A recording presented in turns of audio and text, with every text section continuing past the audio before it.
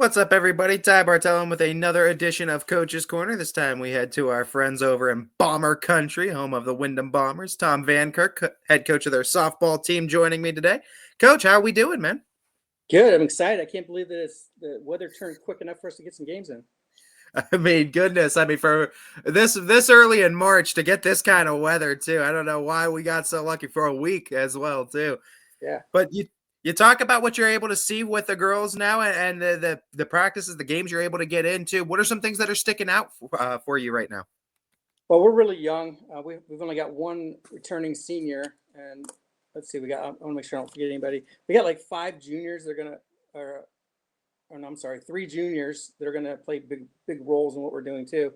But yeah, we're a good mix of talent wise because we're really young. So yeah, we're gonna be like I always say, we're a mess for a while, and then we usually get better as we move forward. When you talk about this team too, and kind of sort of meet the team segment, run through us this roster a little bit too, and who's going to highlight the Bombers this year. Yeah, for sure. Our senior Quinn Justin, she stood out since a freshman. This is my 3rd year coaching her, and she's going to be our third baseman, but she's also going to pitch for us. She's just a leader or team captain. Then we have I'll just go through our juniors. Brielle Jones is coming back off an injury. She's one of our first basemen. One of our power hitters. She's a great kid. Libby Inman, she's going to be one of our main pitchers. She's a junior. She's also a role player, utility player when she's not doing that. And then we have Shanice Jones is another junior. She missed part of the season last year with a ailment. She'll be a utility player, but very very talented player. I expect something from her. Our sophomores are going to be a big piece of what we do. Alex Hudak was great as a freshman. One of the most talented players I've been able to coach so far. Same goes for Mackenzie Blockinger. Alex will be a first base, center field, and she'll pitch a little. Mackenzie, she'll be a shortstop.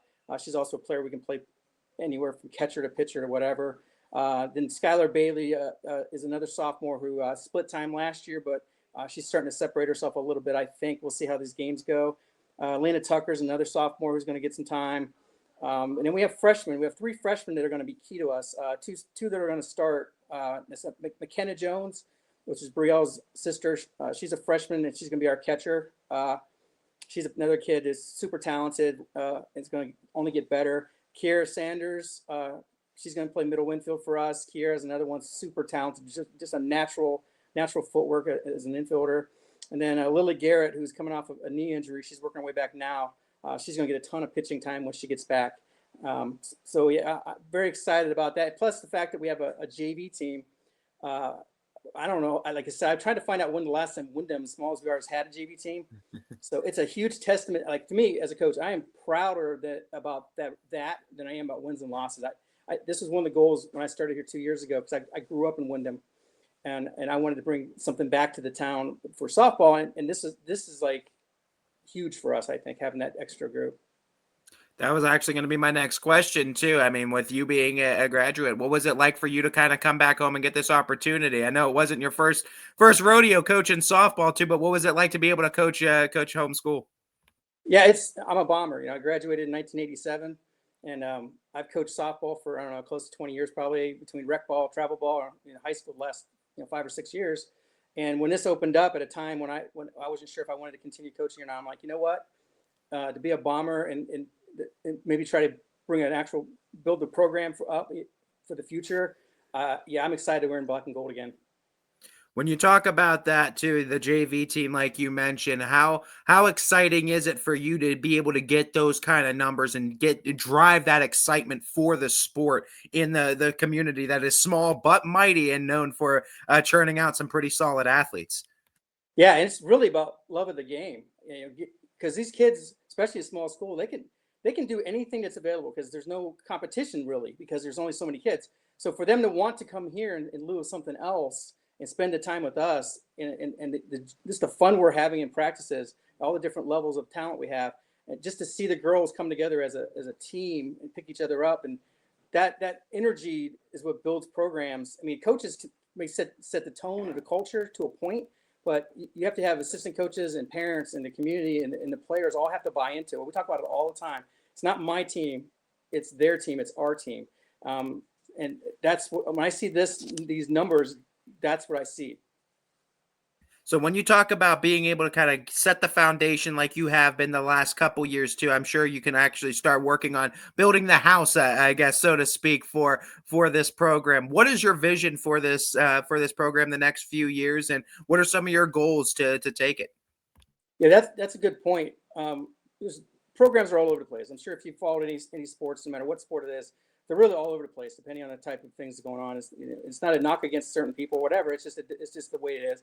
I'm trying to build an actual program culture here, not an extracurricular activity, so to speak, but an actual softball program where we cultivate from the youth group all the way up through. The girls and the coaches all own it. Like if you watch our warm-ups, for example, I don't do a lot. I'm one of those coaches. I'm not one of those coaches that has to hand in everything. I'm walking around talking and I'm doing things. But I want the coaches to own part of it. Or I want all the players to do their own warm ups, all that stuff. So I'm as hands off as I can be, and that only comes from you have to get it. Like you said, you have to build a house first. And our first year here was a huge culture shock to a lot of them. So I brought a lot of my travel ball stuff and working with some college athletes and stuff, and I you can't do it all at once. So we worked it, we add to it every year, and we're so much farther ahead now than we were just 2 years ago. And whether I continue coaching for years down the road or whatever, I want to leave something that can be used as a building blocks for the future. We try to do youth clinics, and we bring in some of my ex-players or help us with pitching and fielding and stuff. And we try to bring up like a bigger school, I guess, mentality, or almost like not college, but sort of that little bit of that mentality down to what we're doing, and have fun, but take it serious enough, because we do work hard at it, but we're not curing cancer, right? We don't want them to be all stressed out. So you talk about your kind of coaching philosophy too, come game day too. What would you kind of describe your coaching philosophy as? Fearless, like fail at full speed.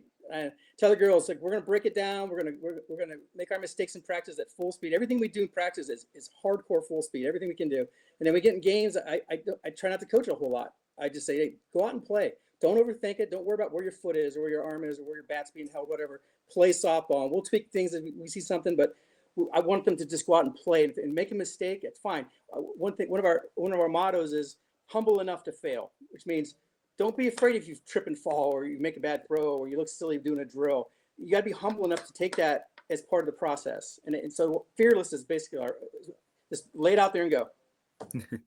I like that you use the term speed a lot too, because I mean your stolen base numbers were up there last year. Is that something we can expect to see on this year's squad again? I'm glad you saw that. I think we were as good or better than anybody in our conference when it came to base running. The trick is getting on base. And some of these pitchers we see in our conference have pretty good pitchers. So when we do get on base, we got to take advantage of that stuff. But we're extremely aggressive with mixing in the bunts and bunt steals and even the way we do our takes and stuff. We do all kinds of different nuances to get an extra step here, an extra step there. We break everything down in practice. Our base running is a definite highlight of what we do, because that's my opinion. That's the easiest thing to coach if you spend the time, because everybody wants to do it. And that's probably our strongest thing is base running. But like you said, against good teams especially, it doesn't matter if you don't get on base. There's now 7 divisions in all sports now across the board, softball being one of them. Talking about that too, it creates more opportunity. What do you look at as an opportunity this year for the Bombers? And talk to me a little bit about the schedule that you guys have in front of you, both conference and non-conference, and some games that'll help as you approach tournament time. Yeah, since we're still building our program, our aspirations are competing every day and getting better every day. The divisional changes won't really affect us as far as a big picture. When we get to the brackets and see where all that falls, sure, but it doesn't really affect our program a whole lot. As far as our schedule, we don't do a ton of out of conference only because we have a very large conference, and between that and weather, it's hard to get games in as it is, and we end up canceling our out of conference the last few years. Doesn't mean we won't get some more.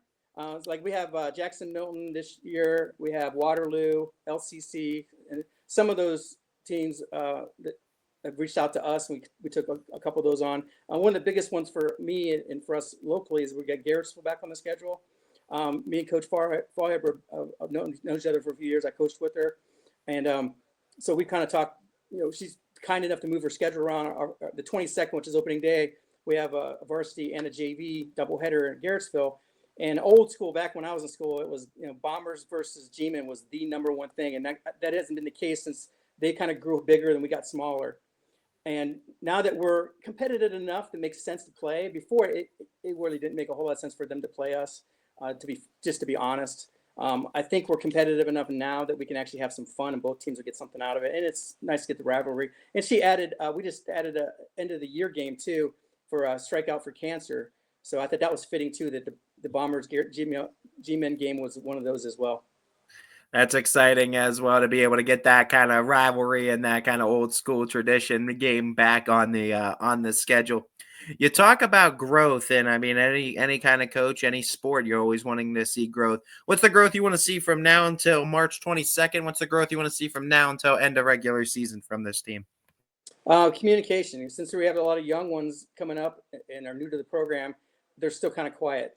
Girls tend to be not quiet, but until we get them to where their personalities come out, because we want you to be part of the program and have a kind of culture. At the same time, we want you to be individual enough that you are not afraid to be yourself and have fun and relax. So a lot of it is communication is part of that. Owning your team, all that's part of that. So that's the biggest part. And then I think once you get communication in comfort zone and having fun, that you clean up the errors and you start communicating, making double plays. It kind of comes with just relaxing and playing.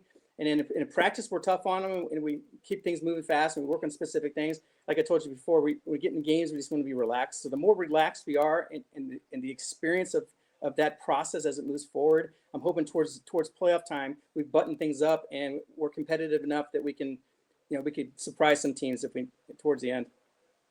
Well, a coach can't do it without a good staff around him too. So what goes into kind of the choice of staff around you, and shout out to your assistants too, and the ones you couldn't do it without? Oh, absolutely. I was telling you about our practices, warm-ups. Our coaches don't just stand around shagging balls waiting for me to tell them to do something. We work through things and break things down to where we want to do it. And then they bring their, I challenge them all the time, bring me a drill, work on this, what do you want to work on? And so Larry Jones has been there for a few years before me. He's got two daughters in the program. He's helped local for a while, coached a couple different sports. Larry's rock solid, great guy. And he does great fungo. I'm not great at fungo. So if you watch my games, he does all my fungoing for me, which is fine. Cause I have ADHD a little bit. I think I can't focus that much. I'm running around doing my thing and he's doing fungo and stuff. So that's huge. And then Dan Peterson, who's from Garrettsville, he also went to school at Windham. Dan's been in local. People know Dan. He owns a parts store in Garrettsville. He's just a wonderful guy. He cares as much about this stuff than any of us do. And he's the same thing. He does all the drills for me. I don't have to deal with it. If I'm not available, him and Larry can take care of it. And the fact that we have a JV team this year was great because I was able to. Dan's our JV coach now. We couldn't do that before.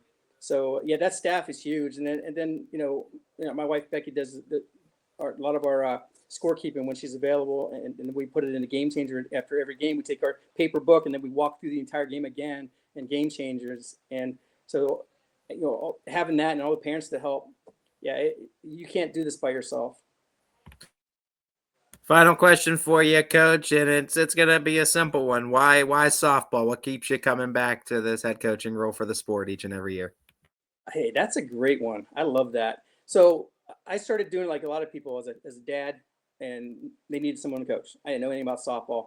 I fell in love with fast pitch softball. We talk about all time practices that it's not baseball. Baseball's great. It's not fast pitch softball. Fast pitch softball is awesome because it's so much faster. It's error prone, which is part of it. And we work on. If you watch our practices, especially with infield, it's not baseball. We don't teach it. It's there's some things that are absolutely the same. Hitting's the same. Outfield's pretty much the same. All that. But man, it's just the speed of fast pitch softball, and then you add things like slapping and small ball so much prevalent, and the pitching differences. It's like a chess match if you really know what you're looking at. And I absolutely love the speed of the game. Well, Coach, we're excited for it. I know you're super passionate too. I'm glad to see you at the helm again, especially for the alma mater. We're rooting for you here at YSN, and we're excited to see you out there on the diamond real soon. Awesome. I appreciate your time.